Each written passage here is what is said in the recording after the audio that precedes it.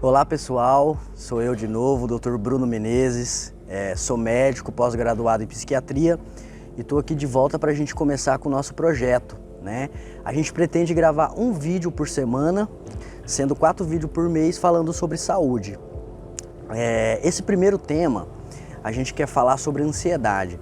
Por que a gente escolheu esse tema? É um tema que está muito em voga, que está muito comum no nosso dia a dia e é um dos temas que as pessoas mais pretendem e querem conhecer. Então, a ansiedade, ela é um sentimento básico, né? É um sentimento adaptativo, como a gente diz. O que isso quer dizer? É um sentimento que nos ajudou a chegar até aqui. Você tem que convir comigo que, por exemplo, nossos antepassados, os conhecidos homens da caverna, eles eram necessário um pouco de ansiedade. Eles tinham que ficar vigia, eles tinham que ficar alerta, até para não virarem presas de um animal maior, né? Então, ele é um sentimento, é uma sensação normal do ser humano. É normal a gente sentir, por exemplo, ansiedade antes de uma prova. E é até bom, porque às vezes esse pouco de ansiedade vai fazer a gente se estudar, focar melhor no assunto. Então, ansiedade por si só não é doença. E quando ela vira transtorno? Quando a gente tem que começar a se preocupar com isso? Bom, tem alguns critérios que a gente usa para fazer esse diagnóstico. O primeiro é, por exemplo, o impacto que essa ansiedade traz na vida da pessoa, o prejuízo na vida pessoal, na vida profissional, né? Principalmente o impacto das suas funções fisiológicas. Alteração de apetite, alteração do sono, né? Uma irritabilidade muito grande e também uma coisa bem interessante da gente focar aqui para a gente definir o que é ansiedade normal e o que é patológica é o seu tempo, é a sua cronicidade que a gente fala.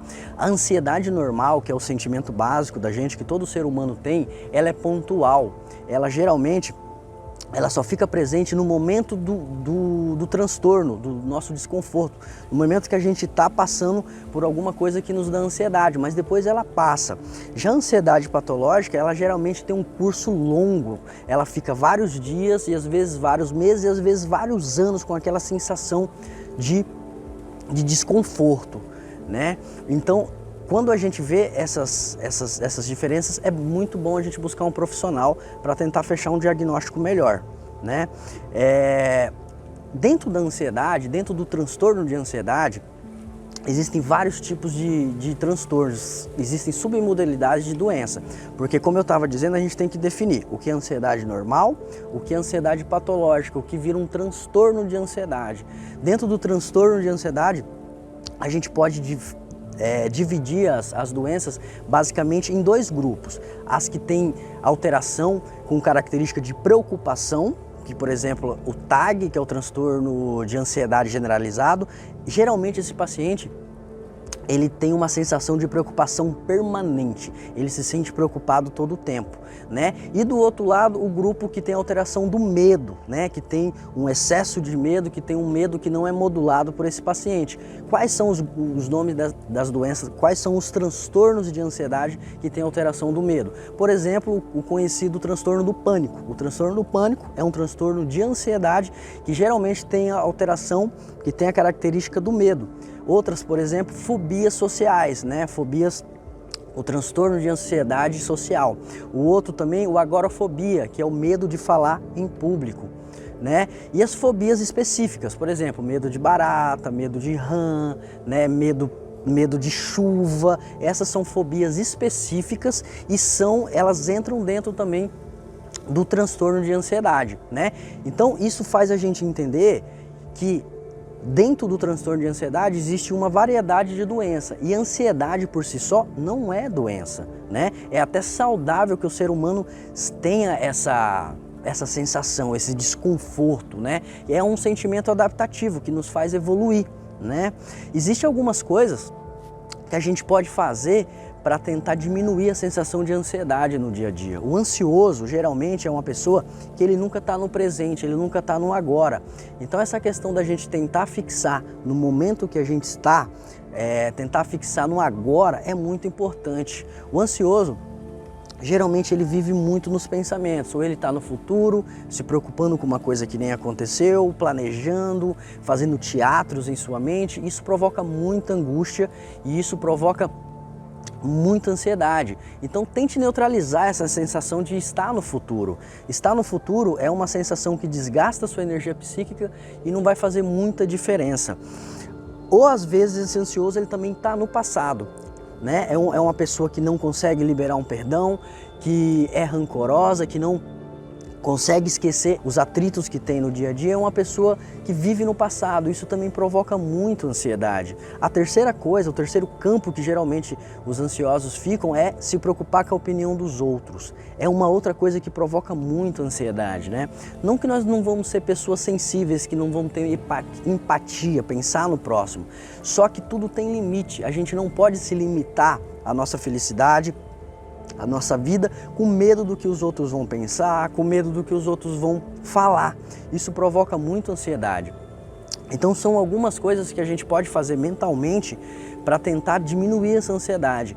Outra coisa muito útil para evitar a sensação de ansiedade e para evitar que se transforme em um transtorno é a questão do exercício físico.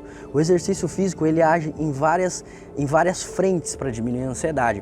A primeira é a questão mesmo de trabalhar os seus músculos, trabalhar o seu corpo, o seu fôlego, vai acabar botando para fora essa energia acumulada.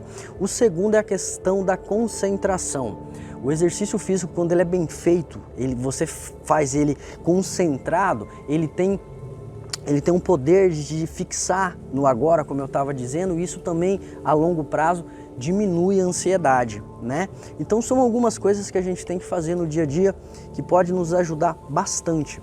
Eu espero que esse vídeo tenha ajudado bastante, é o nosso primeiro vídeo ainda.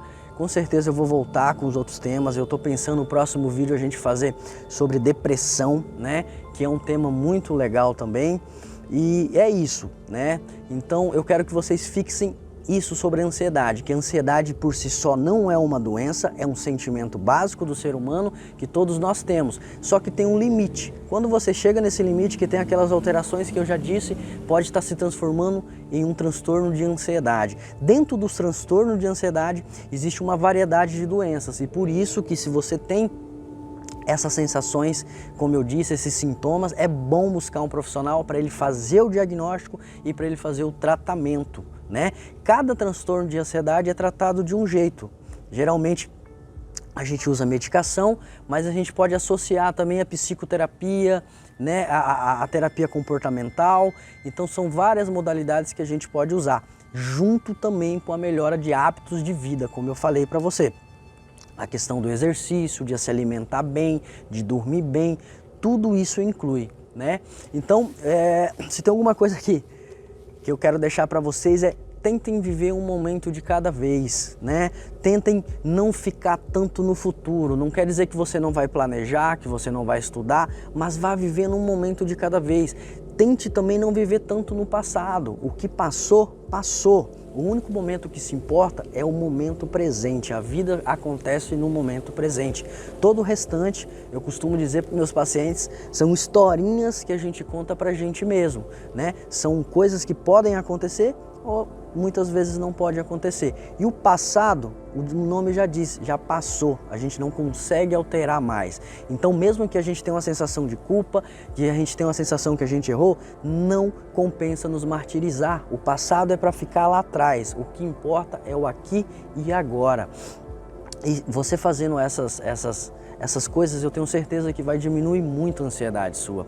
Outra coisa também bem interessante, durante o dia que você pode fazer, são pausas para você respirar. Simplesmente respirar. Você respire conscientemente. Puxe pelo nariz.